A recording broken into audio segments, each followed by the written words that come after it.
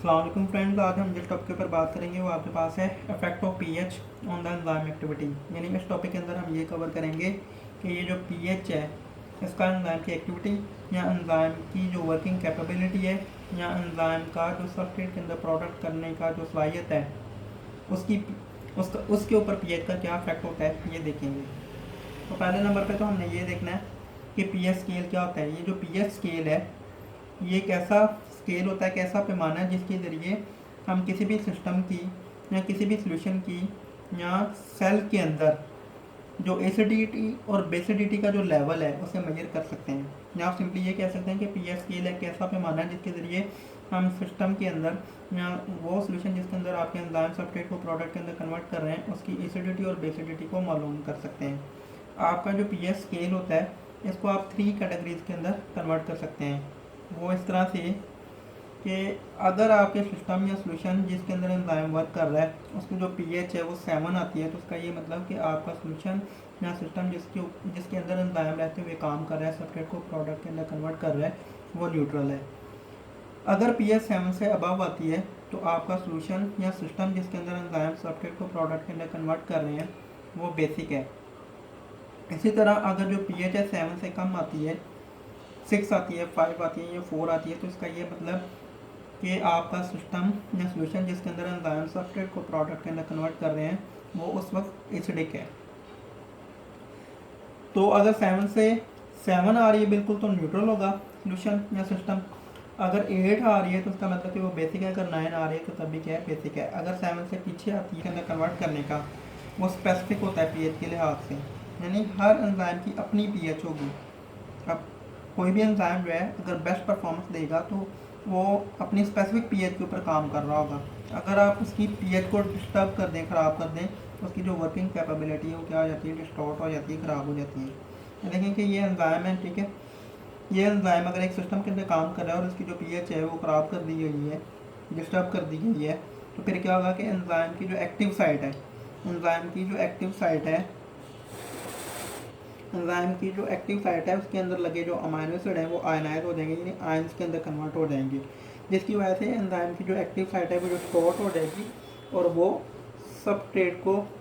Products के अंदर convert नहीं कर पाएगी। इसे दोबारा से देखने क्या है कि अगर आपके पास एक सिस्टम है जिसके अंदर एंजाइम के ज़रिए आप सब्सट्रेट को प्रोडक्ट के अंदर कन्वर्ट कर रहे थे, लेकिन क्या हुआ कि उस सिस्टम या सोल्यूशन के अंदर जो पीएच है डिस्टॉर्ट हो गई है, ख़राब हो गई है, तो एंजाइम की जो एक्टिव साइट है जिसके अंदर अमाइनो एसिड लगे होते हैं, अगर वो अमाइनो एसिड जो हैं, ठीक है, जो कि स्पेसिफिक जो एक्टिव साइट के अंदर मौजूद है, जो एक्टिव साइट के अंदर मौजूद है वो आयनाइज हो गए, अगर आयंस के अंदर कन्वर्ट हो गए तो एंजाइम की जो एक्टिव साइट है वो डिस्टॉर्ट हो जाएगी, ख़राब हो जाएगी और उसकी जो काम करने की सलाहियत है, यानी सब्सट्रेट को प्रोडक्ट के अंदर कन्वर्ट करने की जो सलाहियत है वो भी ख़त्म हो जाएगी। यानी एंजाइम की जो ओवरऑल वर्किंग है, एंजाइम का जो रिएक्शन रेट है सब्सट्रेट को प्रोडक्ट के अंदर कन्वर्ट करने का, वो भी डिस्टर्ब हो गया। अब उसके बाद आगे हम देखेंगे कि पीएच के अंदर अगर चेंज आए, यानी सपोज कर लेंगे अगर एक एंजाइम जो है 6 पीएच के ऊपर काम कर रहा था तो उसकी जो पीएच है आपने क्या कर दी, चेंज कर दी, या सिस्टम के अंदर कोई चेंजेस आ गई जिसकी वजह से जो पीएच है वो 6 पे चले गई है। जैसे क्या होगा कि एंजाइम के अंदर जो प्रोटीन्स हैं और प्रोटीन किससे बने हुए हैं, अमाइनो एसिड से बने हुए हैं, और अमाइनो एसिड किससे बने हुए हैं, एटम से बने हुए हैं,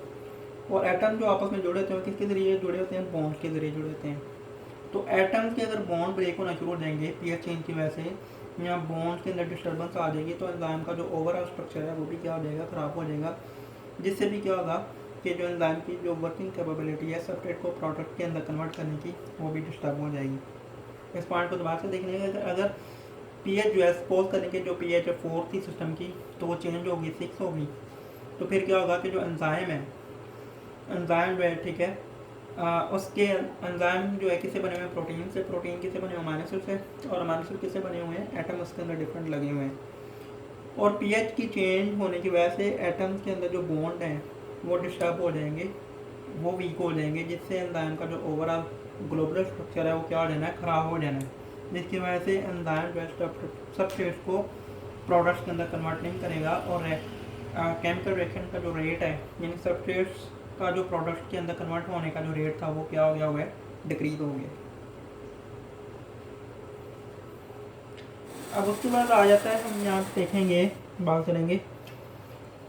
कि optimum pH for some enzymes. Optimum pH वो होती है जिसके ऊपर एंजाइम सबसे ज़्यादा अपनी बेस्ट वर्किंग देता है, उसे हम क्या बोल देते हैं, ऑप्टिमम पीएच बोल देते हैं। तो लिपेज आपके पास एक एंजाइम है, ये जो लिपेज है ये लिपिड्स को कन्वर्ट करता है, लिपिड्स को कन्वर्ट करता है किसके अंदर, ग्लाइसरॉल और फैटी एसिड के अंदर। तो ये जो लिपेज वाला एंजाइम है, पैंक्रियाटिक, पी किस लिए लिखा हुआ है, पैंक्रियाटिक, पैंक्रियाटिक लिपेज जो है, जो कि लिपिड्स को ग्लाइसरॉल एंड फैटी एसिड के अंदर कन्वर्ट करता है, ये 8.0 के ऊपर काम करेगा। और यही लिपेज एंजाइम स्टमक के अंदर अगर लिपिड्स को ग्लाइसरॉल एंड फैटी एसिड के अंदर कन्वर्ट कर रहा है, तो फिर ये वाला जो लिपेज एंजाइम है, ठीक है, ये 4.0 और 5.0 इसके स्टमक के अंदर बेस्ट पीएच होगी काम करने के लिहाज से। इस तरह जो पेप्सिन है, ठीक है, ये भी एक एंजाइम है, ये 1 to 5 1.5 to 1.6 रेंज के अंदर काम करता है। अगर ये रेंज पीएच की इस पेप्सिन एंजाइम को मिलेगी तो ये काम करता रहेगा। अगर इसे बढ़ी या कम होगी तो इसकी जो वर्किंग कैपेबिलिटी है डिस्टर्ब हो जानी है, आपको प्रोडक्ट्स नहीं मिलेंगी, सेल को प्रोडक्ट्स नहीं मिलेंगे। इसी तरह ट्रिप्सिन भी एक एंजाइम है, ठीक है, इसकी जो ऑप्टिमम पीएच है वो 7.8 है, 7.8 to 8.7 है। अगर ये आपने डिस्टर्ब की तो इस ट्रिप्सिन एंजाइम की जो वर्किंग कैपेबिलिटी है सबस्ट्रेट्स को प्रोडक्ट के अंदर कन्वर्ट करने की, वो क्या हो जानी है,